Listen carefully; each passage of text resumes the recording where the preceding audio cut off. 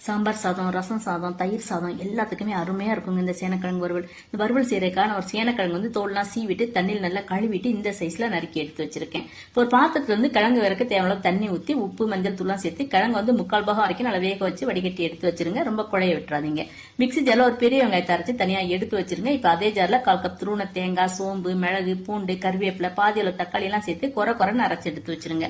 ஒரு கடாயில தாராளமாவே எண்ணெய் ஊற்றி சோம்பு போட்டு நல்லா பொரிஞ்ச உடனே அரைச்ச வெங்காயம் கொஞ்சம் உப்பு சேர்த்து நல்ல கலர் மாற வரைக்கும் வதக்கி அரைச்ச மசாலாவையும் சேர்த்து எண்ணெய் பிரிஞ்சு வரைக்கும் வதக்கிக்கங்க. இப்ப கொஞ்சமா காஷ்மீர் மிளகாத்தூள், ஆர்டினரி மிளகாத்தூள், மல்லித்தூள், கரம் மசாலாம் சேர்த்து 30 செகண்ட்ஸ் வதக்கிட்டு கிழங்கையும் சேர்த்து நல்லா கலந்து விட்டு இப்ப அடுப்பை சிம்ல வச்சு ஒரு மூடி போட்டு மூடி வச்சிருங்க. குறைஞ்சது 5 நிமிஷம் வரைக்கும் நல்லா வேக விடணும். நடுவுல 2 தடவை மூடியை திறந்து நல்லா கலந்து விட்டுருங்க. இந்த மாதிரி நீங்க மூடி போட்டு வச்சு வதக்கினாதான் வறுவல் வந்து நல்ல பொன்னிறமா இருக்கும்.